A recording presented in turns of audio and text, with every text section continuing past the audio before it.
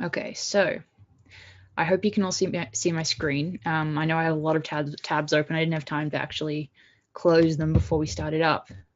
So, obviously the article is titled "Silencing Assange Sparks Historic 10-Hour Vigil to Reconnect Julian," and I included the wonderful compilation picture that a friend did, that one of our wonderful people behind the scenes, I believe it was Zaldivar, put this awesome image together of all of us. I love that they have Tim Black and H.A. Goodman together because they're actually real life friends. So I thought that was really awesome.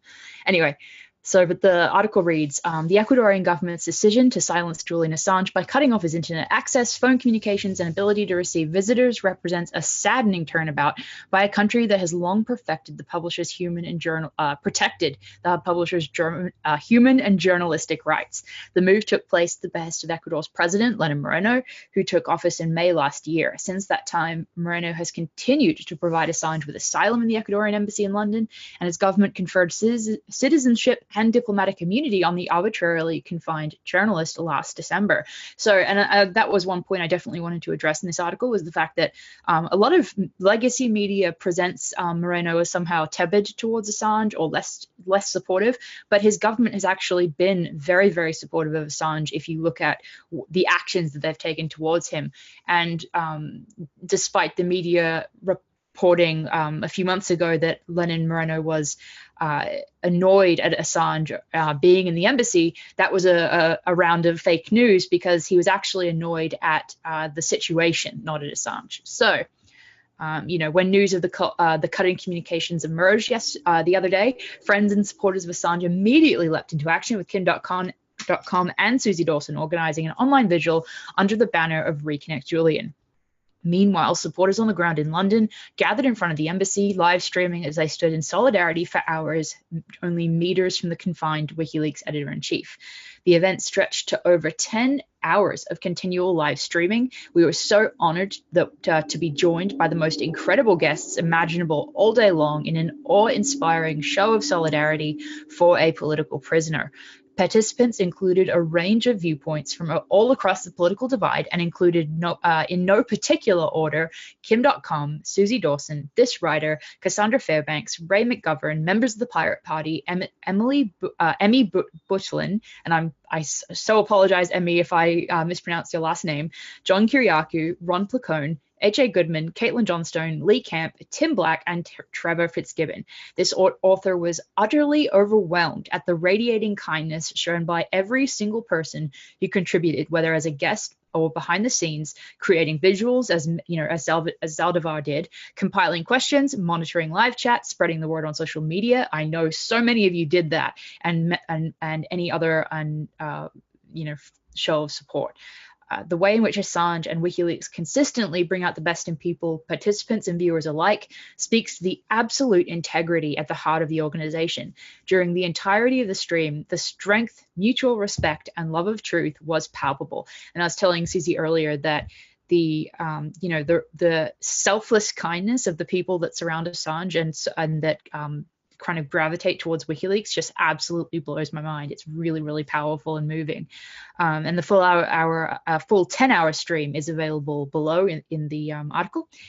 And you are please, if you have a day where you're just going to be like home doing laundry, or if you're at work and you can have something in your earbuds in the back of your mind, I think it's a really great stream to just have on and listen to the perspectives of all these amazing people that joined us.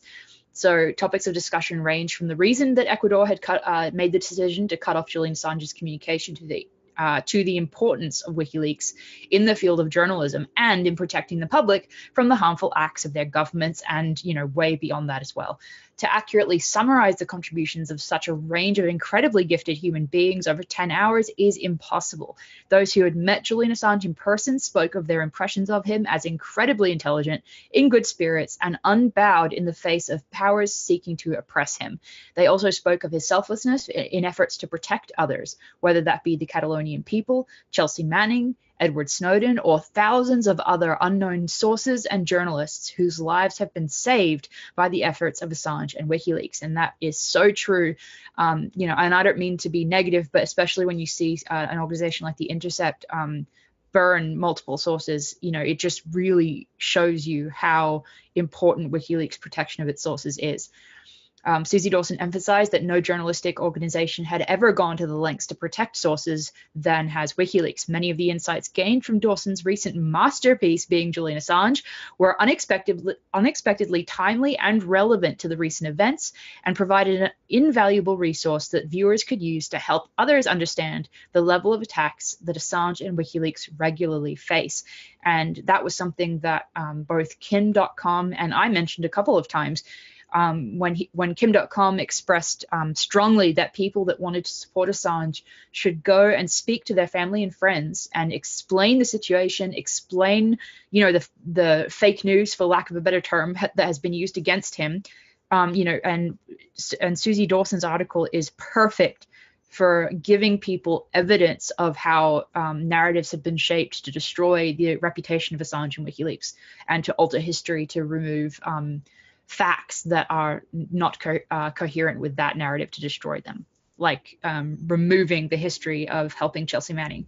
But before I rant too much about that, John Kiriakou added that the CIA and US intelligence agencies would be extremely happy at the news that Assange had been isolated.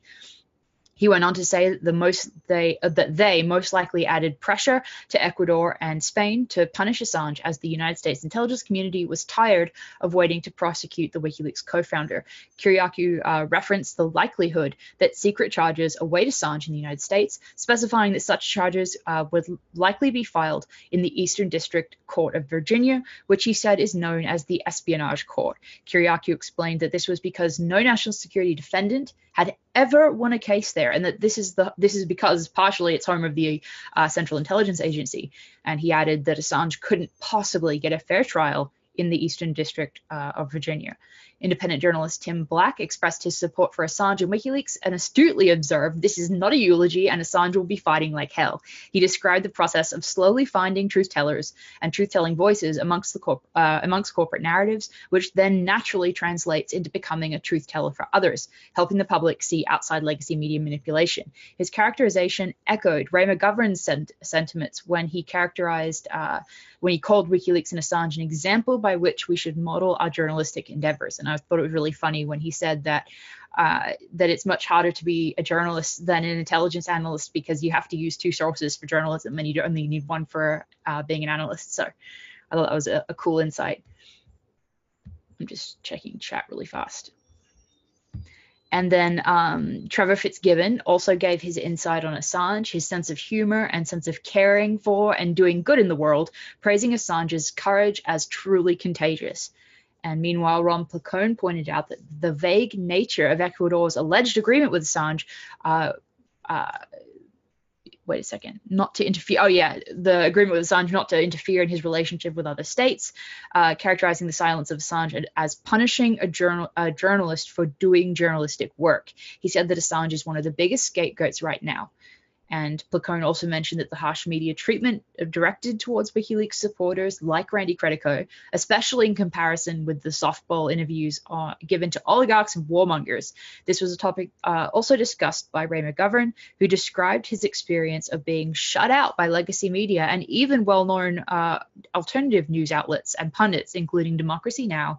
And Amy Goodman. And that was something I genuinely was really, really surprised to hear. I had no idea that Ray McGovern or VIPs and Veterans Intelligence Professionals for Sanity members like Bill Binney would be given the cold shoulder by an outlet, a news organization like Democracy Now! That was really, really shocking in a bad way for me. So the important takeaway from the Reconnect Julian event for all involved was the invaluable resource that WikiLeaks is for all independent anti-establishment journalists. While legacy press largely neglected coverage of the stream, the Reconnect Julian event nevertheless reached tens of millions of Twitter impressions organically over the course of the day. In effect, the event represented the success of independent media in becoming the replacement of legacy press coverage on the censorship of Assange. And that was something we saw definitely throughout the day. When The Guardian published an incorrect article stating that Assange's silence was in some respect related to Russia, we found, Kim Dotcom was correct when he said that it was to do with Ecuador and its relationship to Spain.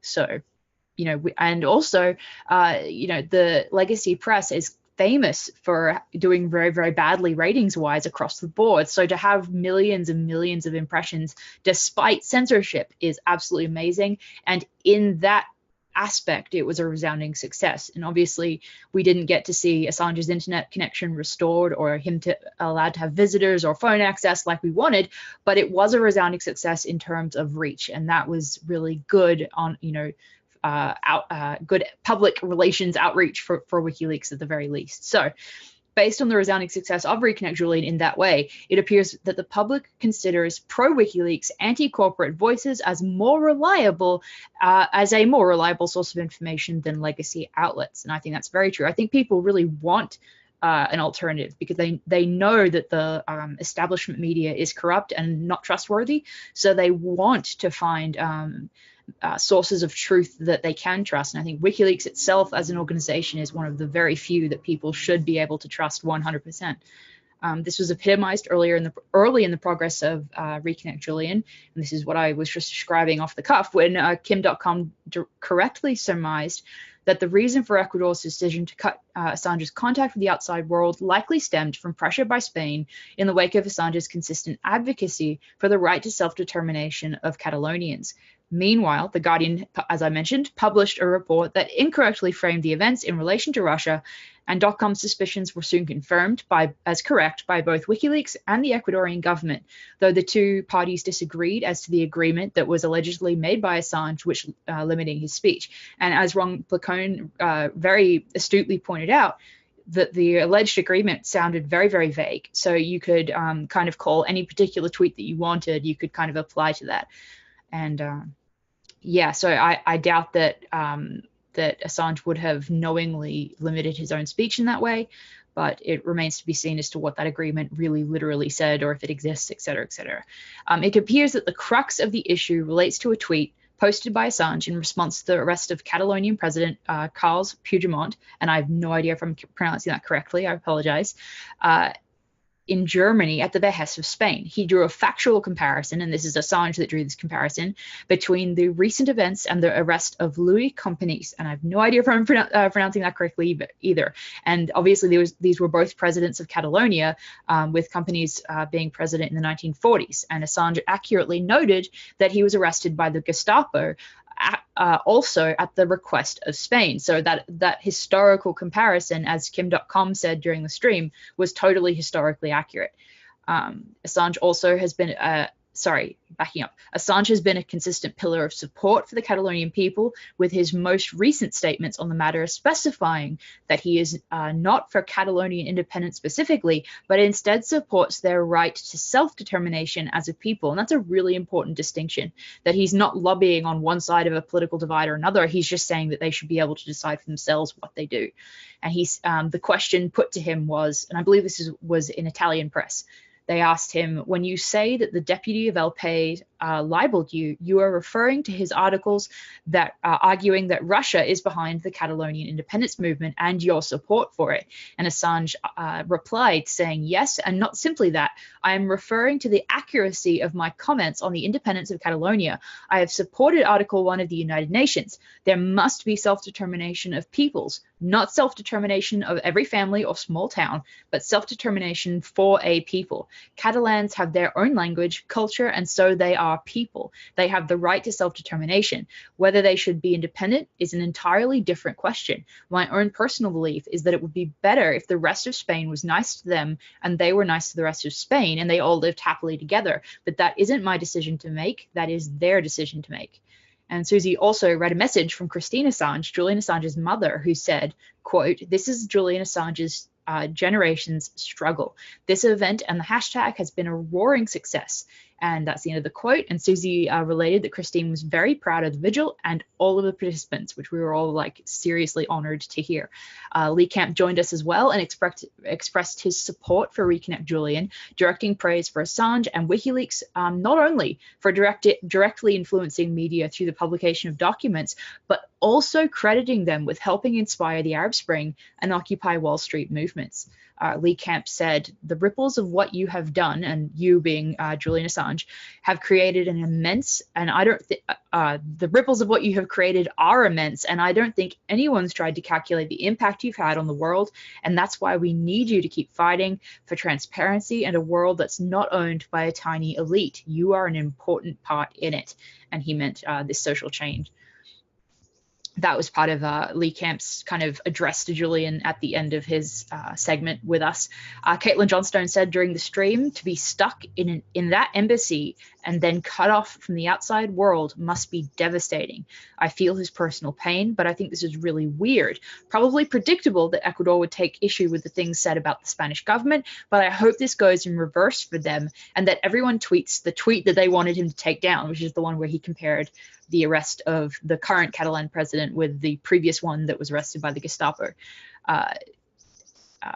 And then Caitlin continued after she said that she hopes that everybody tweets that tweet. She continued saying that she hopes that we realize that what they are doing, that we realize what they are doing to this man is just wrong.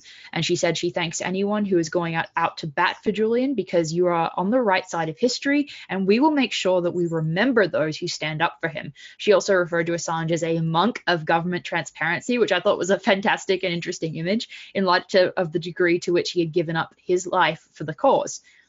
And I've never heard that imagery used before, and I thought that was really interesting. But A.J. Goodman also spoke out in support of Assange and added that he had noticed throughout the day that a number of talking heads with large platforms had stayed silent in the face of Assange's being silenced, despite their social media reach. A.J. expressed his disgust at such cowardice in the face of human suffering, and he noted specifically that he was not going to name names, but that he was definitely keeping watch of these people.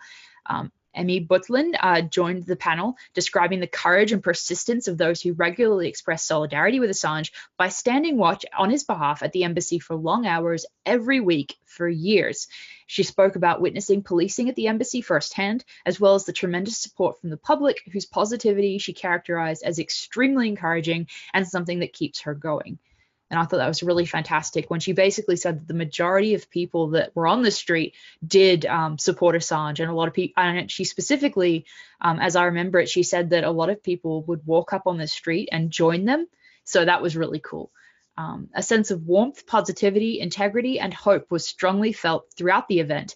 That Assange inspires such positive interactions which rise far above political persuasion speaks to his being a truth teller. Often, the participants commented on the fact that we were bound by prizing truth above and beyond ideology, and that our support for Assange and WikiLeaks represented truth acting as our guiding star. And I know that's really something that I keep in mind as far as like why WikiLeaks is so primarily important to a lot of people, and that's because all they provide is true, real documents.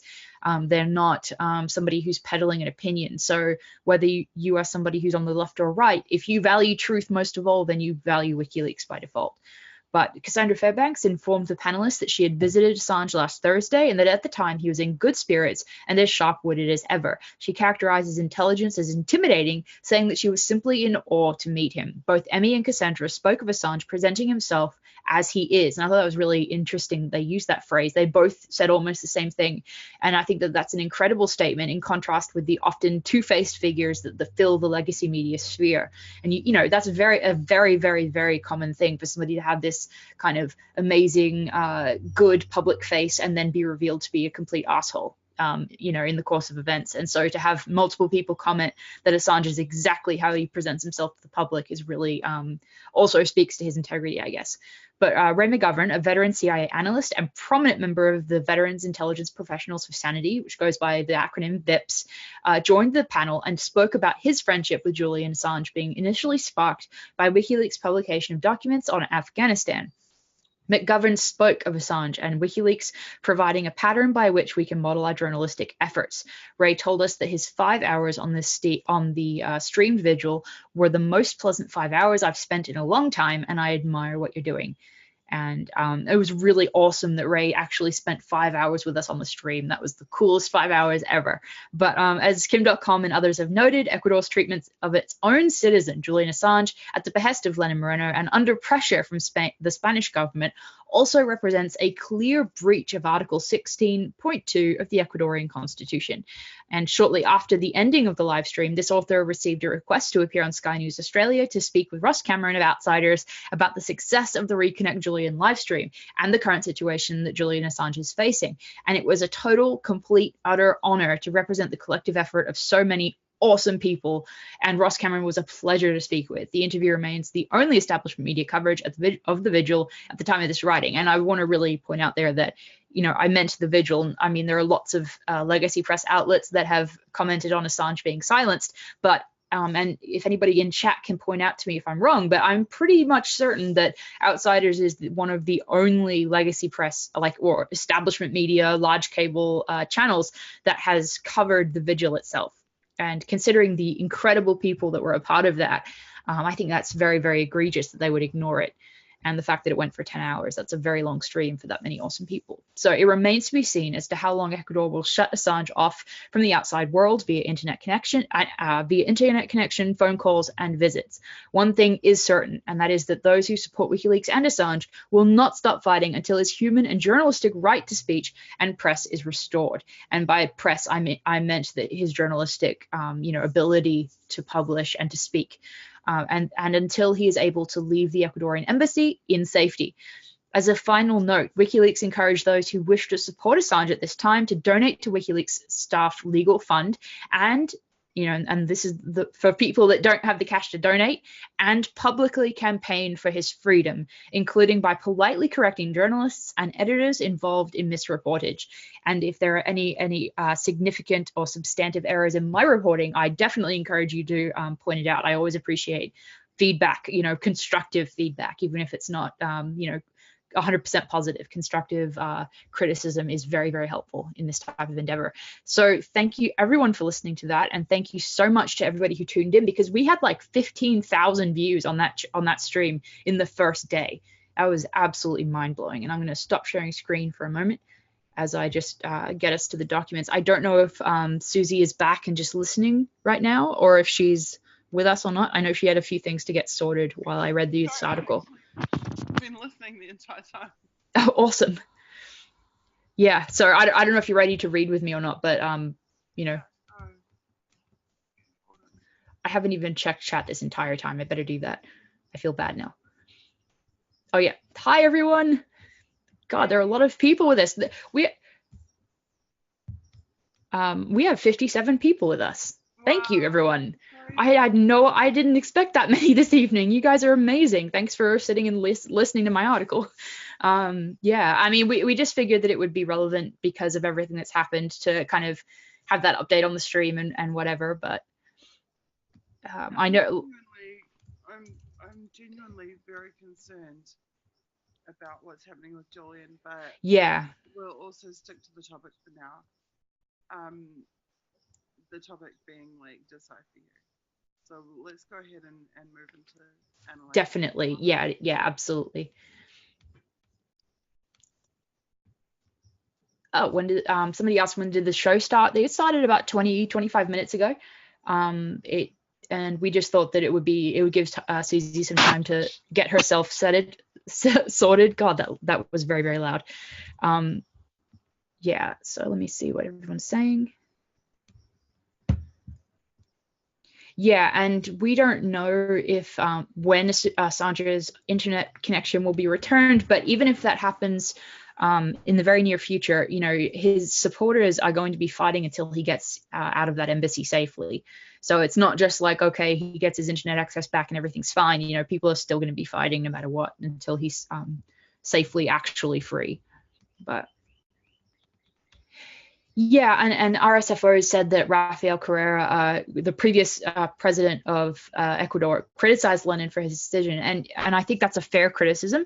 But I also don't want to demonize Lenin, because I do appreciate that he's still extending the support of Ecuador for Assange's asylum at this point, and that he conferred citizenship on Assange. I think those are really, really important steps that need to be noted. And I don't like going with the media line that, you know, Lenin is somehow anti-Assange. I think that's playing into a negative narrative.